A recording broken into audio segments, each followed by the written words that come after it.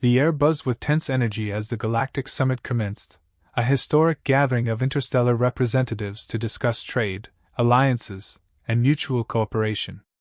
Ambassador Marcus Cade stood tall, his voice calm but firm as he spoke. Humanity seeks not dominion but collaboration. Together, we can achieve greater heights than isolation could ever allow. His words, carefully chosen, echoed through the grand chamber, eliciting quiet murmurs among the alien dignitaries. Seated across the hall, the Empire's delegation watched with thinly veiled contempt. Their leader, High Chancellor Varnick Call, exchanged a look with his advisors. To them, humanity's rapid ascension in diplomacy and technology was not a beacon of hope, it was a threat. The decision to act had already been made. Cade's speech was nearing its end when it happened. A sharp hum cut through the room, followed by a flash of light. The energy beam struck him squarely in the chest, silencing the chamber in an instant. He collapsed to the ground, lifeless, his expression frozen in shock and pain. Screams and chaos erupted as the summit descended into pandemonium. President Elena Marquez watched the live transmission from Earth with a tightening jaw. She had warned her cabinet of the Empire's duplicity, but even she hadn't anticipated such a blatant act. The room fell silent as the broadcast cut off abruptly. Marquez stood, her voice steady yet laced with steel. They've made their choice. Now we make ours. The emergency session of the Global Assembly convened within hours. Delegates from every nation, some still grappling with disbelief, debated the course of action. But it was clear to all that this wasn't just an attack on an individual, it was an attack on humanity itself. The room grew quiet as Marquez addressed them, her tone resolute. Marcus Cade represented our highest ideals. The Empire thought killing him would weaken us. They miscalculated. We will respond, not with anger, but with purpose. The decision to activate Project Nemesis was unanimous. It had been a classified contingency plan, a response to the possibility of interstellar hostility. Few knew its full extent, but its existence had been a safeguard, a testament to humanity's readiness to defend itself if diplomacy ever failed. Meanwhile, the Empire issued a statement, carefully crafted to absolve themselves of responsibility. They condemned the assassination, attributing it to a rogue element within their ranks. The Galactic Empire remains committed to peace, the Chancellor declared, his words dripping with insincerity. But Earth wasn't fooled, and neither were the neutral alien factions watching from the sidelines. As preparations for Nemesis began, a message arrived from an unexpected source, a faction within the Empire. Coded and urgent, it revealed internal dissent. "We are not all your enemies," it read. "Some of us oppose the tyranny of our rulers. Aid us, and we will help dismantle their power." Marquez and her advisors debated the message's authenticity. Could it be a trap? Or was it the first crack in the Empire's facade? Either way, it was clear that humanity's actions would now ripple far beyond Earth, shaping the galaxy in ways no one could yet predict. The decision to activate Project Nemesis sent shockwaves through humanity's leadership, but hesitation wasn't an option. Within hours of the declaration, encrypted orders cascaded through Earth's military channels. Sleeper fleets hidden in deep space ignited their engines, cloaked in advanced stealth technologies that rendered them invisible to even the most sophisticated alien sensors. Humanity had been underestimated for too long. On board the Artemis, the flagship of Earth's newly revealed fleet, Captain Darius Holt stood at the helm, his gaze steady as he reviewed the tactical objectives. "The Empire relies on fear," he said to his senior officers. "Today, we strip that weapon from them. Precision over destruction. Let them know we see their weaknesses." The first strike came swiftly, targeting an Empire logistics hub in the Zorath sector. The operation was a masterclass in coordination. A squadron of cloaked ships slipped past the Empire's defensive perimeter, unleashing a wave of AMP blasts that rendered their ships powerless. Drones, sleek and silent, infiltrated the station, dismantling its operational capabilities without firing a single lethal shot. By the time Empire reinforcements arrived, the facility was nothing more than a darkened husk. The retaliation began to unfold across multiple fronts. Supply chains were disrupted, shipyards incapacitated, and communication nodes rendered useless. The Empire's admirals scrambled to respond, but humanity's strategies confounded them. Earth's forces weren't just striking, they were learning, adapting, and evolving with every encounter. Each move exposed a flaw in the Empire's sprawling infrastructure, and each flaw was exploited ruthlessly. At the heart of Project Nemesis was not just technological superiority but also strategic ingenuity. Artificial intelligence, integrated into the command structures, processed data at speeds no biological entity could match. It predicted enemy movements, calculated counter-strategies, and coordinated human and robotic forces seamlessly. The Artemis became a symbol of this new era, a ship that embodied the blend of human intuition and machine precision. Among Earth's ranks, there was no illusion of invincibility. Soldiers knew they were facing an empire that had dominated the galaxy for centuries. Yet what the Empire didn't understand was humanity's unique resolve. This wasn't just a fight for survival, it was a fight for justice, for Marcus Cade, and for the principles he had championed. Not all of humanity celebrated the war effort. On Earth, protests erupted as peace advocates urged restraint, fearing escalation would lead to galactic annihilation. In a closed-door meeting, President Marquez addressed her council with measured words. "We do not seek conquest," she reminded them. "Every action we take must align with the ideals Marcus Cade died for. This war is not about power, it's about ensuring no one else suffers his fate." The strikes were designed to send a clear message: humanity was not to be trifled with. But they also laid the groundwork for something larger. Alien nations on the fringes of the Empire began taking notice. Broadcasts of humanity's precision strikes spread across the galactic network. They weren't brutal conquerors, they were warriors with a cause. That distinction began to shift public perception. As the Empire struggled to respond, cracks began to show in their unity. Some factions within their ranks questioned the wisdom of provoking Earth. "We underestimated them," Admiral Zenith Kor admitted during a tense council meeting. His warnings were dismissed by Chancellor Call, who still clung to the belief that humanity's victories were fleeting. The Empire's leadership was blind to the tide turning against them. But Earth's strategists saw it clearly.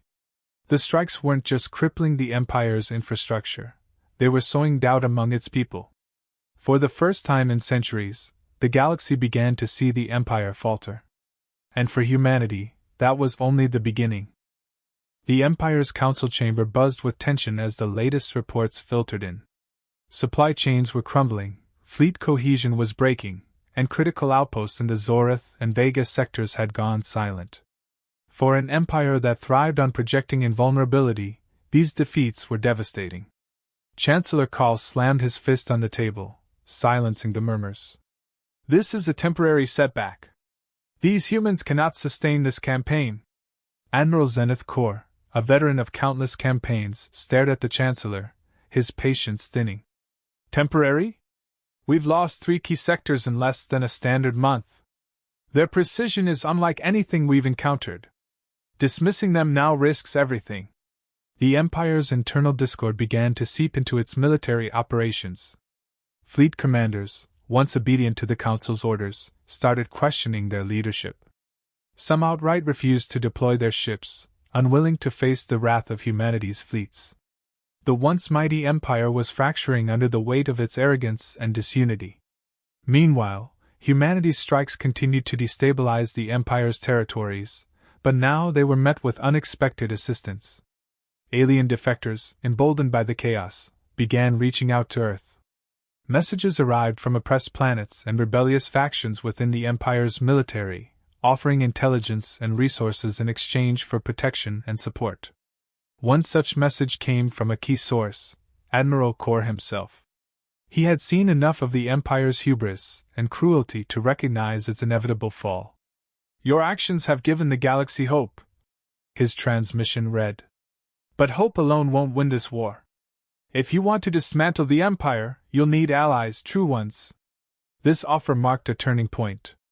Humanity's leaders, wary of traps, debated the risks of aligning with defectors. Yet President Marquez, ever pragmatic, saw the opportunity. This war is not just about retaliation, she reminded her council. It's about ensuring that no power like the Empire can ever rise again. To do that, we need the galaxy to stand with us. Earth's response to Core was cautious but deliberate. In a covert operation, a team of negotiators met with his representatives on a neutral asteroid outpost. The discussions were tense but fruitful. Core provided critical data on the Empire's fleet movements, supply routes, and weaknesses. In return, humanity pledged to protect his faction and support the liberation of enslaved worlds. This alliance began to bear fruit almost immediately. With Core's insights, Earth's forces launched a daring assault on the heavily fortified Erythraean cluster, a key manufacturing hub for the Empire's warships. The operation was a masterpiece of coordination. Earth's fleet, bolstered by defectors piloting captured Empire vessels, infiltrated the system and dismantled its defenses from within. By the time the Empire's reinforcements arrived, the cluster was a smoldering ruin. The victory sent ripples across the galaxy. Neutral alien factions, long intimidated by the Empire's dominance, began to reconsider their stance. Broadcasts of humanity's operations painted them as liberators rather than aggressors. On planets where the Empire's grip was weakest, small rebellions began to erupt. These uprisings were bolstered by Earth's covert support. Supplies, weapons, and even advisors were smuggled into these territories. Within the Empire, the cracks widened. Soldiers questioned their orders, and civilian populations began to rise against their rulers. Chancellor Call's proclamations of strength rang hollow in the face of mounting defeats. The Council's once unified front splintered as factions turned against each other, each blaming the other for humanity's continued success. Amid this chaos, humanity's resolve never wavered. On Earth, President Marquez addressed her people, acknowledging the sacrifices made but emphasizing the larger goal. This is not just a fight for our survival. It is a fight for the freedom of countless worlds. We stand as one not just for Earth, but for a galaxy that deserves better than the Empire's tyranny. The alliance with Core grew stronger, and with it, humanity's influence spread further. Alien defectors who had once feared reprisal now found themselves welcomed into a coalition dedicated to dismantling the Empire's power. It was no longer just humanity's war, it was the galaxy's war for liberation. And the Empire, once unchallenged, was beginning to crumble under the weight of its own arrogance and the relentless pressure of Earth's ingenuity. The final push began with a transmission. Earth's fleet, now a coalition of human forces and defected Empire factions, broadcast an ultimatum to the heart of the Empire. This war ends now. Surrender unconditionally, or we will dismantle your rule piece by piece. The choice is yours. The Empire's leadership, now fractured and desperate, convened to address the crisis. Chancellor Call, clinging to the last remnants of his authority, refused to yield. "We are the Galactic Empire," he declared, his voice hollow against the rising tide of dissent. "We will not bow to a species that has barely stepped beyond its cradle." His words were met with silence, the Council too paralyzed by fear and uncertainty to offer support. Humanity, however, had no intention of waiting for an answer. The coalition forces launched a coordinated assault on Arcanis Prime, the Empire's capital world. It was a planet fortified by centuries of unchallenged power, surrounded by an armada of warships and shielded by a planetary defense grid thought to be impenetrable. But humanity had prepared for this moment. The Artemis led the charge, its sleek form cutting through the void as cloaked frigates and defected Empire cruisers flanked it. The attack was precise, each strike calculated to disable rather than destroy. Humanity's strategy was clear: dismantle the Empire's ability to fight without annihilating the infrastructure needed to rebuild a fairer future. Inside the Empire's command center, panic took hold. Reports flooded in of entire fleets rendered powerless by EMP strikes, planetary shields failing under sustained pressure, and key installations falling to infiltrators. The once unshakable confidence of the Empire's leaders crumbled as they realized the extent of their opponents' resolve and ingenuity.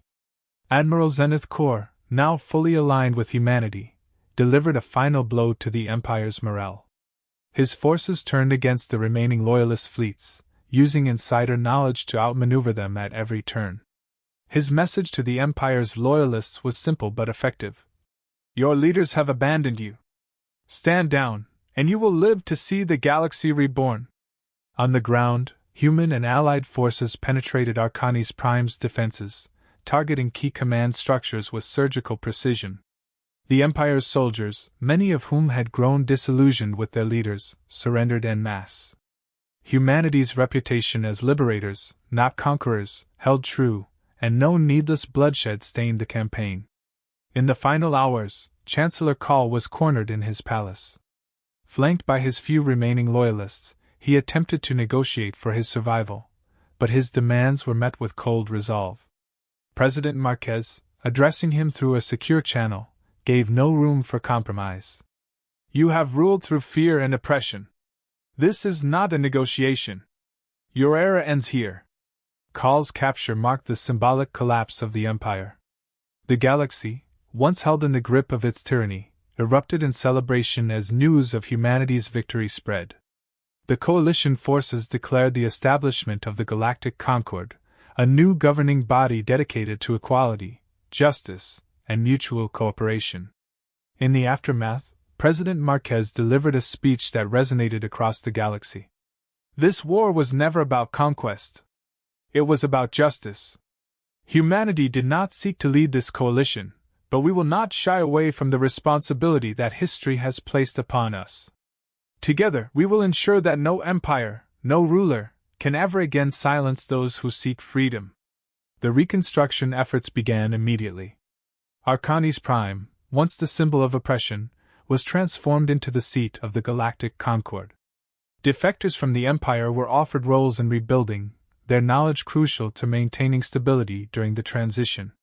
For humanity, the victory was bittersweet. Lives had been lost, sacrifices made, but the vision of a galaxy united in peace and fairness was now within reach. The story of Marcus Cade, whose death had sparked the revolution, became a symbol of hope. His ideals lived on in the actions of the coalition, a reminder that even in the darkest moments, the light of justice could prevail.